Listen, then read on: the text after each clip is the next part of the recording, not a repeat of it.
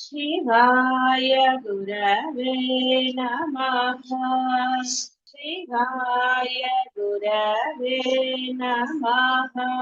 शिवाय गुरवे नमः। शिवाय गुरवे नमः। నిరుపమ కాబట్టి ఆవిడకి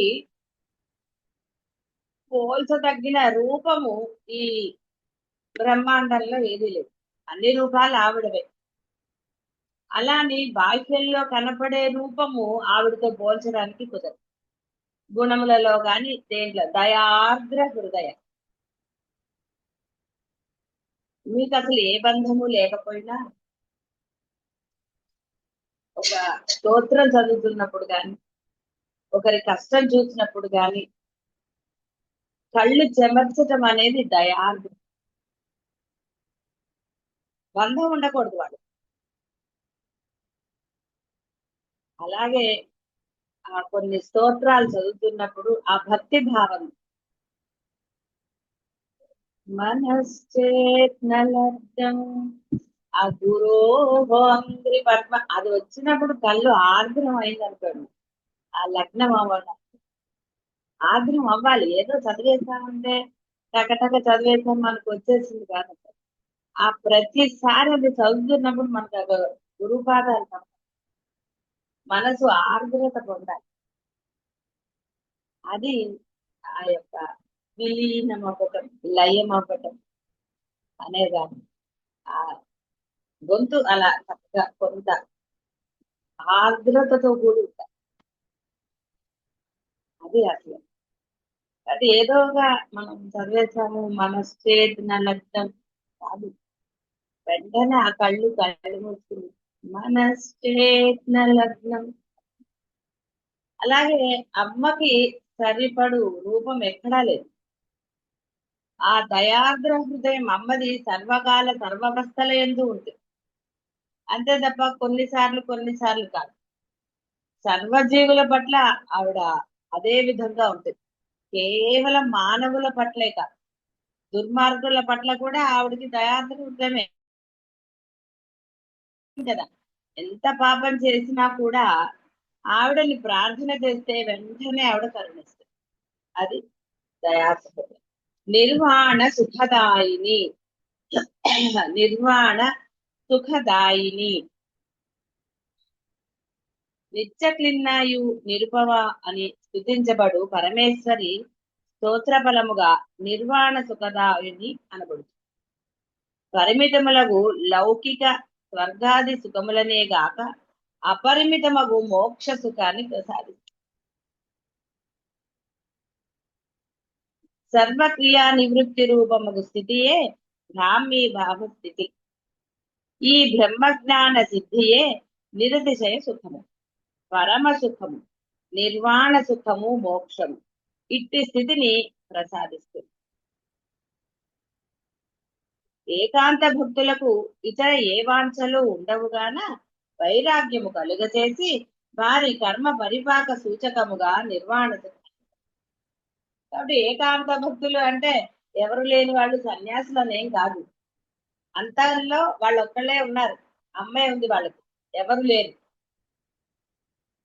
కాబట్టి ఏకాంతులు అంటే ఎవరు లేరండి, ఏ బంధాలు లేవు అనక్కర్లేదు. బంధాలు లేకపోతే అప్పుడు మటుకు నిజమైన వైరాగ్యం కలుగుతుందా? అన్ని శ్మశాన వైరాగ్యాలే. నిజమైన వైరాగ్యము ఎంతమంది ఉన్నా సరే, ఎక్కడున్నా సరే ఉంటుంది. కాబట్టి అంతఃకరణంలో అంటే లోపల అంతంలో ఏకాంతం అంటే ఇంకోళ్ళు లేరు, అమ్మ తప్ప ఇంకోళ్ళు లేరు, వాడు కూడా లేరు. వారికి ఈ మోక్షాన్ని కర్మ పరిపాక సూచకముగా నిర్వాణం ఆవిడ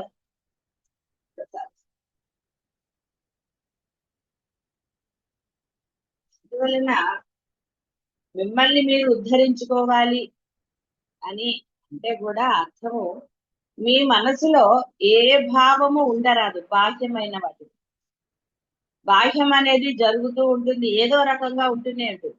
అది బాధించదు అనడానికి లేదు. ఏదో రకంగా నువ్వు బాధ అనుకుంటే అది బాధ, దీనికి ఏముంది అనుకుంటే నేను బాధ. అంటే ఏ విషయమైనా సరే, బంధమైనా విషయమైనా ఏదైనా సరేనండి, ఆఖరికి ధనమైనా సరే, ఆ ధనాన్ని మీరు పట్టుకోవాలని చూసినప్పుడు బాధగలు, ధనానికి ప్రాముఖ్యత ఇచ్చినప్పుడు అది ఇంకా ఇక ఎలాంటి స్థితికి తీసుకెళ్తుందో మనం చెప్పలేం. అందువలన ఇక్కడ మీరు దేనికి అంటే మీరు ఆరాధించే దైవం అనండి, గురువు అనండి, వారికి ప్రాముఖ్యత లేకుండా మీరు ఎప్పుడైతే వేరే దానికి ఇస్తే వీళ్ళకి ప్రాముఖ్యత లేనట్లే. దానికి పెద్ద అంటే మీరు అనొచ్చు వ్యవహారంలో, వ్యవహారంలో మటుకు వాటికి ఎందుకు ప్రాముఖ్యత ఇవ్వాలి? అక్కడ గురువు లేడా? మీరు లేరనుకుంటారు కాబట్టి మీరు దానికే ప్రాముఖ్యత ఇస్తారు. ఇహ నానా గోల దాని గురించి, నశించే వాటి గురించి దేనికండి? కానీ జీవ లక్షణం అనండి, అది అని సమర్థించుకోవటమే జీవ లక్షణం. ఇంకా నానా రకాలుగా ఉంటుంది. ఇంకా నిర్వాణమో సుఖమో ఎలా లభిస్తుంది? ఒక విషయం గురించి తాపత్రయాల గురించి వచ్చింది, తాపత్రయపడినప్పుడు మీకు సుఖం ఉన్నదా? ఎక్కడుంటుందండి? లేస మాత్రం కూడా ఉండదు.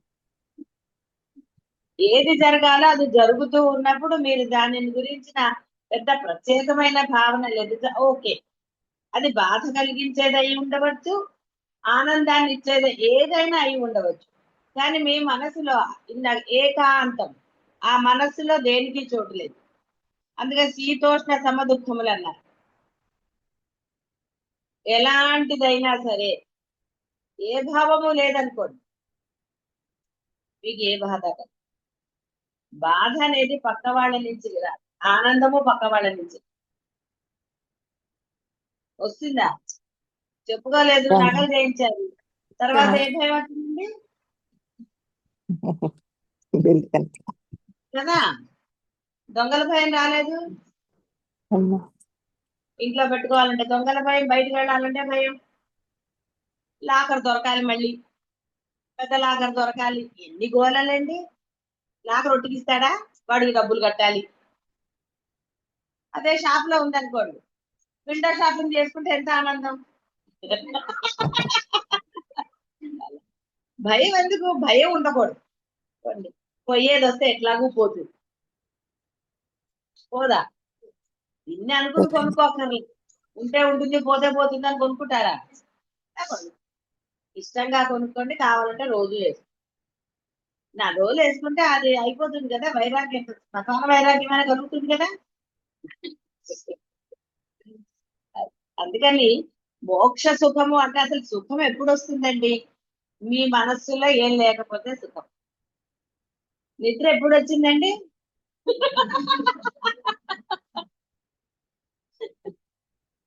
మనసులో ఏం లేనప్పుడు కదా. ఇక్కడ ప్రశాంతంగా ఉంటుంది కాబట్టి మనసులో ఏం ఉండట్లా, అందుకని నిద్ర వస్తుంది.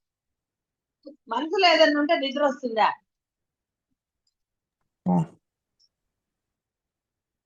ఎలా వస్తుంది? వాళ్ళ ఆవిడ బర్త్డేనా, అయితే ఏం చేయాలి అన్నారు అనుకో, నిద్ర వస్తుందా? అలాంటిది ఒకటి పెట్టుకోండి. ఇలా రకరకాలుగా ఏదో ఒకటి ఆలోచన ఉందనుకోండి, అది నిద్రపోనిస్తుందా? తాపత్రయం నిద్రపోని. ఎంత హాయి. వాళ్ళు వెళ్ళారు, వాళ్ళకి దర్శనం దొరికిందో లేదో, ఆటో సరిగ్గా వెళ్ళింది, నిద్ర రాదు, బోధ వినపడదు. అందుకనే పరమ సుఖం. కాబట్టి సుఖం ఎప్పుడు లభించింది? నీ మనసులో ఏ భావము లేనప్పుడే సుఖం. ఆనందం అప్పుడే కదా. ఏదన్నా పెట్టుకుంటే ఎలాగండి? పిల్లలతో ఆడుతున్నప్పుడు ఏది గుర్తు రాలేదు కాబట్టి వాడితో ఎంజాయ్ చేయొచ్చు. అదే పిల్లలు పుట్టినప్పుడు బిల్లు ఇంత అయిందంటే, వాడిని చూసినప్పుడల్లా బిల్లు గుర్తొచ్చింది అనుకోండి, వాడిని ఎత్తుకొని ఆడించగలరా? ఎక్కడ ఆడిస్తారండి? ఎత్తుకున్నప్పుడల్లా ₹1,00,000, 2,00,000. ఇప్పుడు ₹1,00,000కి ఎవరు పుడుతున్నారు కానీ అంత కాస్ట్లీ బేబీ. అందుకే అది గుర్తు రాకుండా వాడు అల్లరి చేస్తారు. వాడితో అంటే ఓన్లీ పోతే పోయి అన్ని డబ్బులు పోయినా వీడు బాగానే ఉన్నాడు అనుకోవచ్చు. వాడు దానికి డబ్బులు చేస్తారు. ఆనందం. ఇప్పుడు వాడు అల్లరి చేసినా మీరు ఆనందంగా అందరికి చెప్పుకోవటం లేదు. వీళ్ళు అల్లరి చేస్తారంటారు కానీ మళ్ళీ అందరికీ అదే చెప్పుకుంటారు కదా, ఇలా చేస్తాడు అలా చేస్తాడు. ఆనందంగా చెప్పుకుంటున్నారు కదా, బాధగా ఎక్కడ చెప్తున్నారు? ఎప్పుడన్నా ఒక సింపతి కావాలన్నప్పుడు చాలండి అంట. సింపతి అక్కర్లేనప్పుడు చెప్తారా పిల్లల గురించి? కాబట్టి సుఖం ఎక్కడుందండి? మీలోనే ఉంది, మీ మాటల్లో, మీ చేతల్లోనే ఉంది. సుఖం అంటే ఏంటి? ఆనందం కదా. కాబట్టి ఏది లేకపోతే ఆనందం, ఏదైనా ఉంటే ఆనందం ఎలా ఉంటుందండి? ఏం లేదు కదా. చీమ కుడితే ఆనందంగా ఉంటుందా? టపాక్ మరి కొట్టను దాన్ని. ఏదో కుట్టింది అంటారు కదా. మరి రమణ మహర్షి అలా అనుకున్నాడా? కుడితే గుడ్డైనా నాది కాదనుకున్నాడు, కూర్చుని. కాబట్టి ఆయనకి సాధన తొందరగా సిద్ధింది. మనకి ఏసీ ఉన్నా ఏదో బాధ. కాబట్టి నిర్వాణ సుఖదాయిని అర్థమైంది కదా. ఆ నిర్వాణం పొందాలి అంటే మీరు ఎల్లకాలం చక్కగా సంతత ధారగా ఆనందంగానే ఉండాలి. ఈ బాహ్యమైనవన్నీ పట్టించుకున్నారు అనుకోండి, అది చిన్నదైనా సరే ఎందుకండి, హాయిగా ఉండండి. ఏది జరగాలి అది జరుగుతున్నాయి, మీరు పట్టించుకున్నా పట్టించుకోరు. ఇప్పుడు డాక్టర్లు వాళ్ళ ట్రీట్మెంట్ వాళ్ళు చేస్తారండి. పాపం వాళ్ళు ఏమంటారు? సక్సెస్ అయింది అంటారు. కానీ ఆయన పైన ఆయన అనాలి కదా వీడికి ఆయుష్ ఉందని.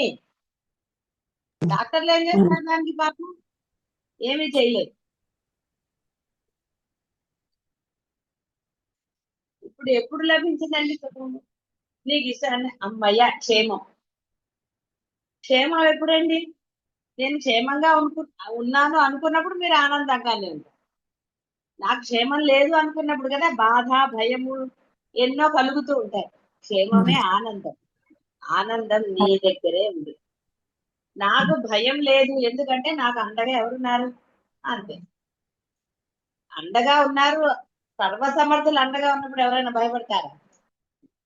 నిర్వాణ సుఖాన్ని ఇచ్చి తీరుతుంది. నిరతిశయ సుఖాన్ని, బ్రహ్మజ్ఞాన సిద్ధియే నిరతిశయ సుఖం. ఆ సిద్ధి ఆవిడ కలగజేస్తుంది. నీలో ఏ భావము లేనప్పుడు కదా సిద్ధి. ఆవిడ నీకు చెప్పింది, మార్గాన్ని బోధించింది. ఒరే ఈ మార్గంలో వెళ్ళరా, నీకెందుకు, నేను ఉంటాను నీకు తోడు, చక్కగా ఆనందంగా చేరుకోవచ్చు, ఇక మళ్ళీ వెనక్కి రావక్కర్లేదురా, అంతా ఆనందమే ఉంది అక్కడ అని చెప్పింది. ప్రయాణించాలి కదా. నిమిషానికి ఒకసారి పిల్లలు చూడండి, ముందుకెళ్ళి వెనక్కి పరిగెట్టుకు వస్తారు. తల్లి ఏం చేస్తుందంటే 2 సార్లు తర్వాత 3 సార్లు తర్వాత మొహాలు వెలిగిపోతాయి. అంటే పిల్లల్ని కొట్టడం ఎంత ఆనందమో. కానీ ఆ తల్లి కొట్టిందా? ఏమీ కొట్టదు ఆవిడ. సహనంగా అలాగే ఉంటుంది. అప్పుడు బ్రహ్మజ్ఞాన సిద్ధి కలుగుతుంది, నిర్దేశకాలు.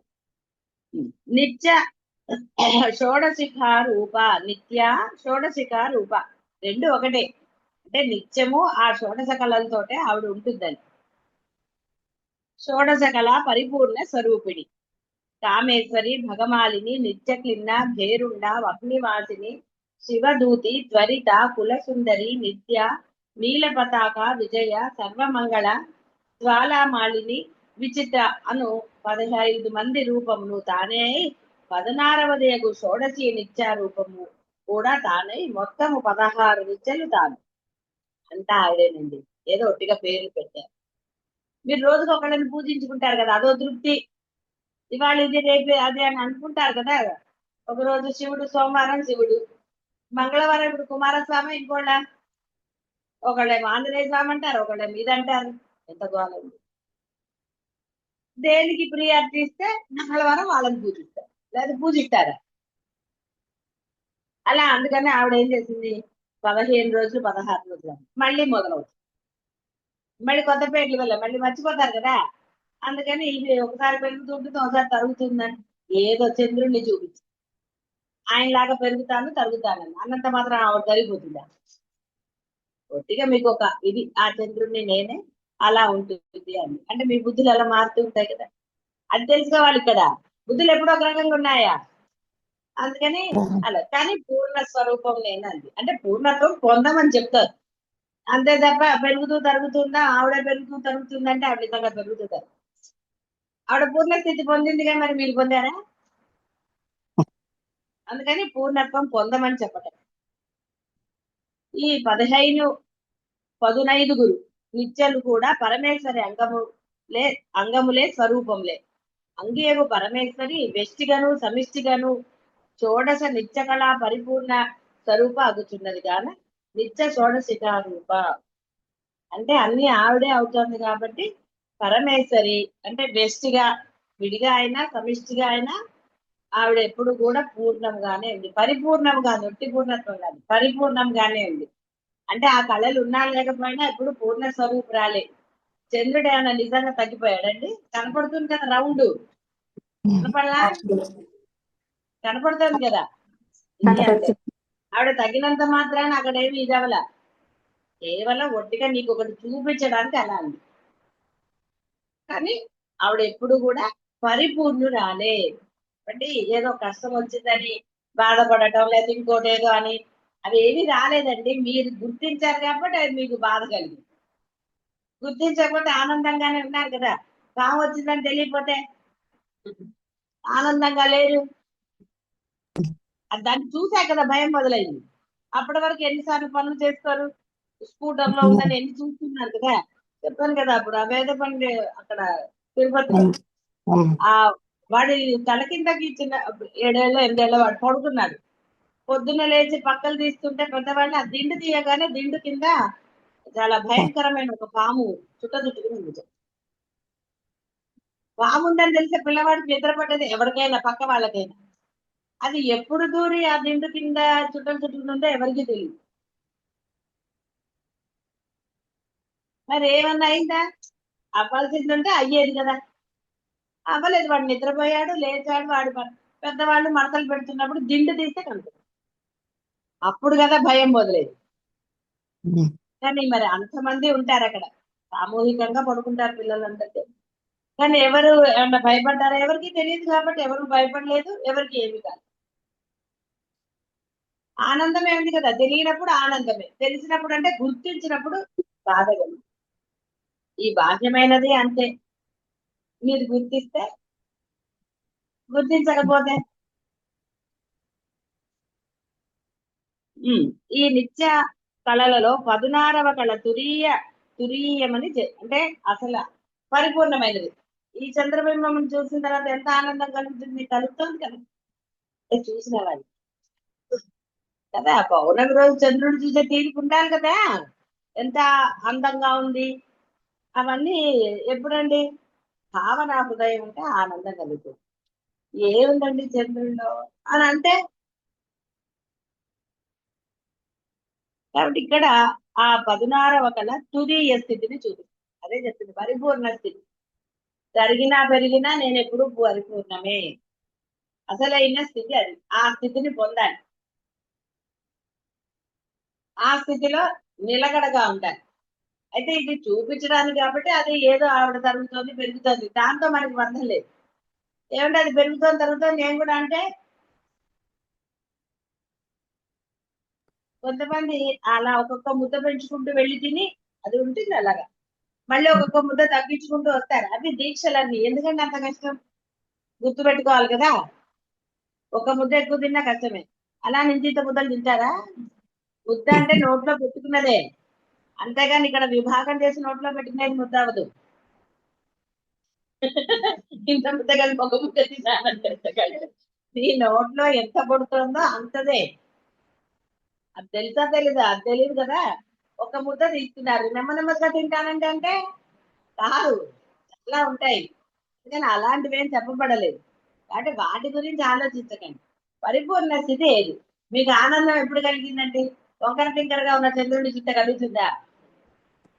అసలు ఈ చంద్రుడిని చూసే స్థితి కలిగితే ఆనందమో ఇంకోటో ఏదో తెలుస్తుంది.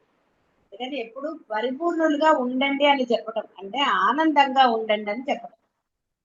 ఆ పరిపూర్ణత్వమే వైరాగ్యం. వైరాగ్యం సిద్ధించేసరికి టైం పడుతుంది అనుకోండి. కానీ అంటే ఇప్పుడు మీరు బాహ్యంలో ఉన్నప్పుడు సర్వకాల సర్వావస్థలు ఏంటి ఆనందంగా ఉండగలుగుతారా? ఏదో ఒకటి గుర్తిస్తారు కదండి. గుర్తిస్తే ఇంకెక్కడుంది? లేదు కదా. అందుకని ఇక్కడ చెప్పటం ఏంటంటే ఆ 16వ కళ అంటే 16వ రోజు పౌర్ణమి రోజు ఆవిడ కాంతులు విరచిమ్ముతుంది. అలా అని చంద్రుడికి ఆవిడ ఒక ఇది ఇచ్చింది పాపం.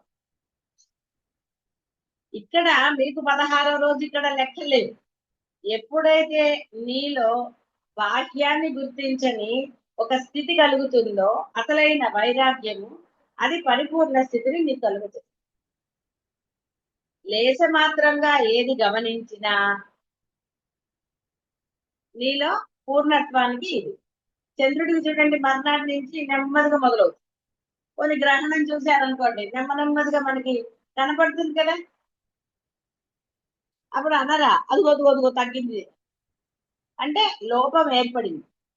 అలాగే మీలో లేస మాత్రమైన బాహ్యాన్ని గుర్తించినప్పుడు పూర్ణమైన ఆనందం మీలో ఉండదు. అయితే వ్యవహారంలో గుర్తించకుండా ఎలా ఉంటామండి అంటే, గుర్తించిన దానిని మనసుకు తీసుకోకపోతే దాని గురించి నా చింత ఉంటుందా? ఎలా ఉంటుందండి? అయ్యో ఇప్పుడు వంట ఇళ్ళలో టీ పెట్టుకోవాలి కదా అని బాధపడితే ఏం లాభం కదా. పెట్టుకోవాలి, కావాలంటే పెట్టుకోవాలి, తాగాలి. ఏడుస్తూ కూర్చుంటేనో లేదా బాధపడుతూ కూర్చుంటే పని అవుతుందా? ఆనందంగా టీ సిప్పు చేయగలరా? చేయలేరు కదా. మనకి సరే ఏమిటి పెట్టుకున్నాం కదా అన్నప్పుడు ఆ టీని ఎంజాయ్ చేస్తాం.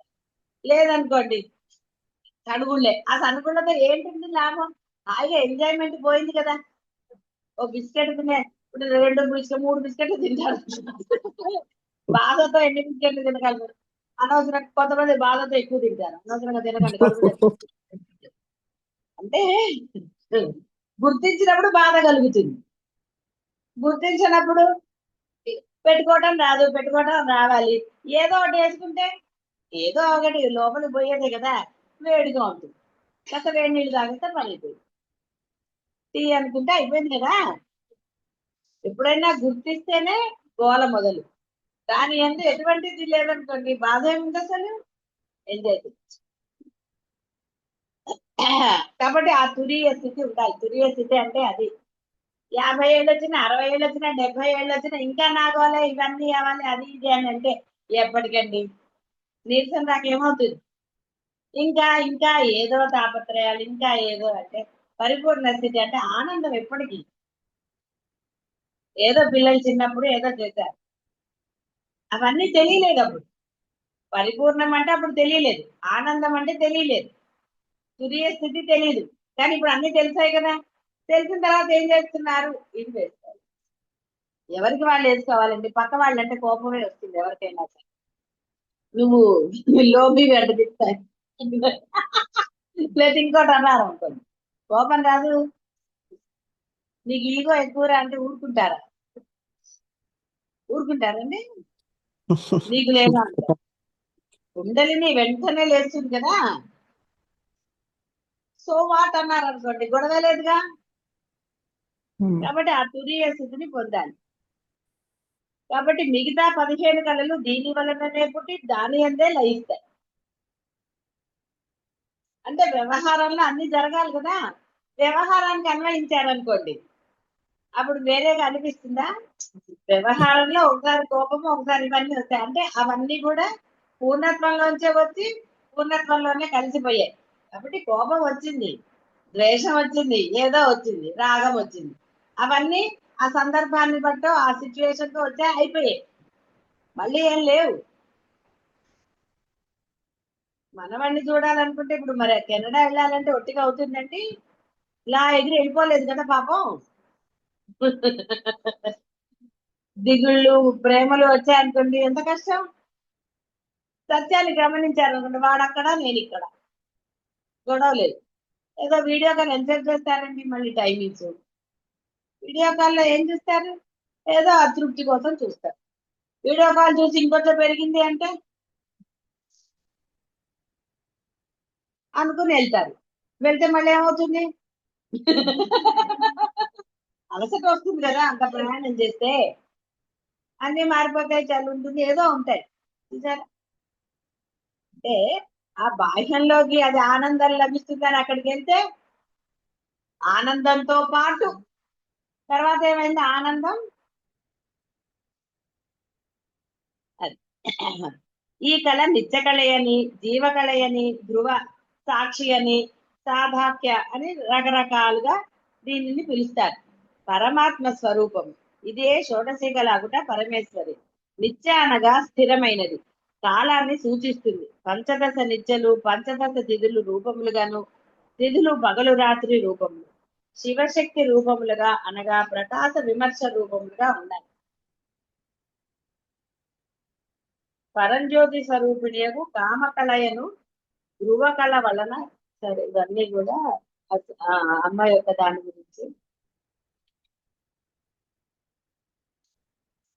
తిథి రూపమైన దివ అంటే పగలు, రాత్రి రూపమున శివశక్తి రూపమున ఎంచబడుట కాలము శివశక్త్యాత్మక బ్రహ్మ రూపంగా ఉన్నది. ఉమ్. కాబట్టి ఇక్కడ ఆయన యొక్క కళలు అంటే ఇప్పుడు చంద్రుడు పెరుగుతూ ఉంటాడు, తగ్గుతూ ఉంటాడు, అమావాస్య రోజు అసలు కనపడదు. దీనికి కొంచెం సూర్యుడు యొక్క కాంతి వల్లనే చంద్రుడు ప్రకాశిస్తాడని మామూలుగా సైన్స్ ప్రకారంగా అలా, కానీ అమ్మాయి యొక్క ఇదే అని మామూలుగా ఇందులో చెప్పబడుతూ ఉంటుంది. అందువలన ఇక్కడ పగలు రాత్రి అని మనం విభాగం చేసుకున్నాం ఒక రోజుని. ఆ పగలు రాత్రిలో అంటే పగలు అమ్మ అయితే రాత్రి శివుడు. ఇక్కడ అభేద స్థితిని చూపిస్తున్నారు. శివ శక్తేజ రూపిణి అన్నారు కదా, అలా ఈ యొక్క స్థితులు కానివ్వండి, ఏది నువ్వు అంటే ఒక వ్యవహారానికి నువ్వు ఈ రోజు ఆ రోజు అని పెట్టుకున్నావు, పగలు రాత్రి అని పెట్టుకున్నావు. కాబట్టి ఇవన్నీ కూడా ఆ పరమేశ్వరికి అభిన్నం కాదు, పరమేశ్వరియే. కాబట్టి పరమేశ్వరికి రెండుగా చూసామంటే శివుడు పార్వతి అన్న, శివ శక్తి రెండు, శివుడు శక్తి అన్న. కాబట్టి ఒకటి శివుడు అయితే రెండవది శక్తి అయింది. వాళ్ళిద్దరికి అభేదం, వాళ్ళిద్దరికి అభేదం. రాత్రి పగలు ఇవన్నీ ఈ తిథులు అన్నా సరే ఏదైనా సరే. అయితే ఈ తిథులు ఎలా ఏర్పడినాయంటే చంద్రుడి యొక్క తరుగుదల పెరుగుదలను బట్టి చేశారు. అవే తిథులు అటు ఇటు మారుతాయి. అందుకని ఒకటి పౌర్ణమి ముందుని శుక్లపక్షం అని, ఆ తర్వాతది కృష్ణపక్షం అని అంటారు. ఎందుకంటే కృష్ణ అంటే నలుపు వర్ణం. ఆ మనకి చీకటి పెరుగుతూ ఉంటుంది, సూర్యుడు చంద్రుడు తగ్గిపోతూ ఉంటాడు కాబట్టి మనకి ఆ కాలంలో కాంతి ఉండదు రాత్రి పూట. అందువల్ల అది కృష్ణపక్షం అని. శుక్లము అంటే తెల్లటి వర్ణం, కాబట్టి పెరుగుతూ ఉంటే ఆకాశంలో కాంతి పెరుగుతూ ఉంటుంది. అందువల్ల ఆ విధంగా విభజన చేశారు పెద్దవాళ్ళు, ఒక శాస్త్రం ఏర్పరిచింది. ఇదంతా కూడా వేదం నుంచి గ్రహించబడిందే. ఈ విధంగా ఆ షోడశ కళలు అనేవి ఏర్పడ్డాయి.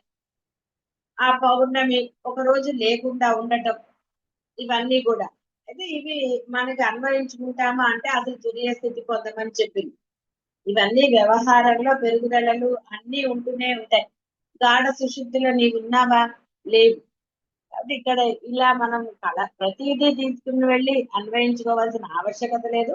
ఒకవేళ అన్వయించుకున్నప్పుడు దానిని మనము సరిగా అన్వయించుకోగలగాలి. ఆ బుద్ధి లేనప్పుడు నమస్కారం చేసుకుని ఊరుకోవాలి. అంతే తప్ప దాన్ని మళ్ళీ ఏదోగా మనం ఆలోచించి మన ఇష్టం వచ్చినట్టుగా చేయకూడదు. ఒకవేళ మీరు ఆలోచన చేసి ఏదో అన్వయించుకోవాలని అనుకున్నా అది కరెక్టా కాదా సరి అయిన వారిని అడిగి తెలుసుకోవాలి. మళ్ళీ మీలాంటి వాళ్ళని అడిగితే, కాబట్టి సరైన వారినో గురువులనో ఏదో ఒకటి ఉపాసన ఉన్న వాళ్ళనో అడిగి తెలుసుకోవాలి. కాబట్టి ఇక్కడ అమ్మాయి యొక్క తురీయ స్థితి చెప్పారు. ఆ పౌర్ణమి రోజుకి అన్ని కళలతో ఉంటుంది అని అన్నారు. కాబట్టి ఇక్కడ అన్ని కళలతో ఉన్నాయంటే సర్వగుణ సంపన్న అంటారు. అన్ని గుణాలు ఉన్నాయి, వాటిలో ఏ గుణాలు లేక కాదు, గుణాలకు అతీతంగా ఉన్నాడు అంటే గుణాలు లేనివని కాదు. ఏ సందర్భంలో ఏ గుణాన్ని వాడు వినియోగించాలి, వాడాలో అదే గుణం వాడతాడు. అన్ని చోట్ల ఒకే గుణం ఉండదు. అంటే మీ ఇష్టం వచ్చినట్టుగా ప్రతిసారి కారుణ్యం చూపిస్తే ఏమవుతుందని తెలుసు కదా. కాబట్టి సర్వగుణ సంపన్న గుణాతీతులన్నా అదే అర్థం. అన్ని గుణములు ఉన్నాయి కానీ అతీతంగా ఉన్నాడు అంటే బ్యాలెన్స్డ్ గా ఉన్నాడు. అంతే, ఇష్టం వచ్చినట్టుగా లేదు, ఇష్టం వచ్చినట్టుగా గ్రహించడం కానీ వ్యవహరించడం కానీ లేదు. గుణాలకి అతీతంగా ఉన్నాడు అంటే ఏ గుణాన్ని ఎప్పుడు వర్తింపజేయాలో అప్పుడే ఆ గుణంతో వ్యవహారం చేస్తారు. అదే తురీయ స్థితి.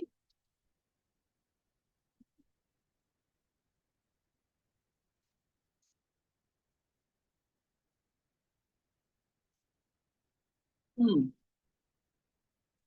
కాబట్టి నిత్య అంటే స్థిరంగా ఉండేది. ఇలా మారుతోంది కాబట్టి ఆవిడ స్థిరంగా లేదు అనడానికి లేదు. ఆవిడ ఎప్పుడు పరిపూర్ణురాలేదు. అలాగే బాహ్యంలో ఎన్నో మనకి రకరకాలుగా ఎన్నో ఎదురవుతూ ఉంటాయి. ఎన్ని ఎదురైనా ఆ స్థిర భావం మనలోంచి వెళ్ళదు. నిత్య అంటే ఆ స్థిరంగా ఉండాలి. కాబట్టి ఆ స్థిరత్వం కోసమే ఏదైనా.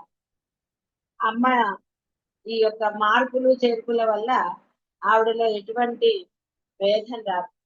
ఆవిడ స్థిరంగా నిత్య, ఎప్పుడు పరిపూర్ణత్వమే, ఎప్పుడు ఆనంద స్వరూపమే.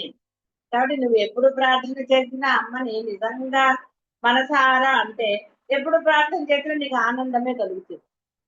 నీవు నిజంగా శ్రద్ధాభక్తులతో కనుక అమ్మ పారాయణం చేస్తే స్తోత్రం మొత్తం చదవక్కర్లా అసలు. ఎందుకంటే మీకు చాలా అనుభవం ఉంటుంది. స్తోత్రం ప్రారంభించినప్పుడు కొంత శ్రద్ధ ఉంటుంది. ఆ శ్రద్ధ ఉన్నప్పుడు మీకు ఆనందం కలిగింది. మొదట్లో మొదలు పెట్టగానే కొంచెం శ్రద్ధగా మొదలు పెడతారు, కాబట్టి అప్పుడు ఆనందంగానే ఉంటుంది. ఆ తర్వాత నెమ్మదిగా శ్రద్ధ తగ్గిపోయింది. ఇక అప్పుడు ఏమైందండి, ఆవలింత వస్తుంది, నిద్ర వస్తుంది, సెల్ చూడాలనిపిస్తుంది, ఎన్నో పేజ్ చదువుతున్నాం అనిపిస్తుంది అనే శ్రద్ధ. అప్పుడు ఆనందం లభిస్తుందా? ఏమీ లభించదు. సందేహం ఏమీ లేదు. అంటే ఎప్పుడైతే నీ మనస్సు ఇష్టపడిందో అప్పుడు ఆనందం లభించుతుంది. అందుకని అమ్మది ఒక నామం పట్టుకుని ఆనందం అందుకే లభిస్తుంది. మొత్తం స్తోత్రం వరకు ఆ విధంగా కనుక మీరు చదవగలిగితే, స్తుతించగలిగితే ఇష్టంగా, అసలు ఏమంటారంటే అసలు సగంలోనే ఆగిపోతుంది. ఎందుకంటే అన్ని నామాలు అలా అనుకుంటూ ఆ ఆనందానుభూతి పొందితే తర్వాత ఇంకా ఎక్కడికి వెళ్ళి తురియది. ఇది ఏదైతే ఆనందంలో తురియాలి. తర్వాత బయటికి వస్తారు, రాకేమవుతారు, వ్యవహారం ఉంటుందిగా, ఏ చప్పుడు అవుతుంది, లేస్తారు. అని ఇక్కడ ఆ విధంగా అమ్మ యొక్క ఆ నామాన్ని అలా అంటే ఆనందంగా ఇష్టంగా చదవగలిగితే ఆనందం కలిగి తీరుతుంది.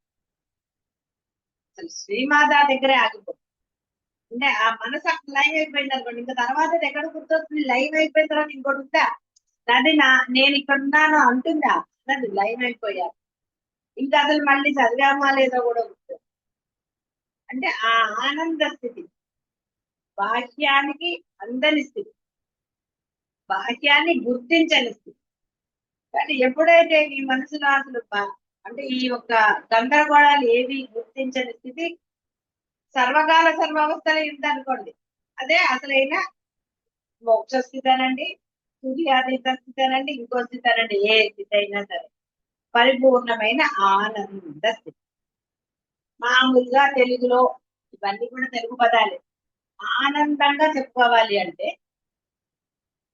అర్థమయ్యేది. మోక్షము ఇవన్నీ పెద్ద అర్థం కాదు అనుకుంటా. పరిపూర్ణమైన ఆనందం. పరి అంటే బాగుగా, పూర్ణం. అది అందుకని కాసేపు ఎలాగండి, అంటే నువ్వు లేచింది మొదలు మళ్ళీ నిద్రించే వరకు కూడా నీకెప్పుడు ఆనందంగానే ఉంది. ఎప్పుడైతే బాహ్యాన్ని గుర్తించావా ఈ ఆనందం పక్కకు పోయింది కదా, కాబట్టి అప్పుడు నిత్య అనే మాట వేస్ట్. అంటే అమ్మ ఎప్పుడు కూడా స్థిరంగానే ఉంటుంది, ఆనందాన్ని ఇస్తుంది. మీరు ఒక నామం చదివిన ఆనందాన్ని, కానీ ఆ చదివేది ఏమిటి అనేది మీలో ఉంది. ఆ ప్రయత్నం మీది, మాట మీది కదండి. ఆనందంగా అనగలిగితే ఆంధ్రత వస్తుంది. ఆంధ్రతే ఆనందం. కాబట్టి పరమానందం ఎక్కడో లేదు, మీలోనే ఉంది. కాబట్టి అందరూ కూడా నిత్యులుగా ఉండాలి, పరిపూర్ణులుగా ఉండాలి. శుభం చేయాలి.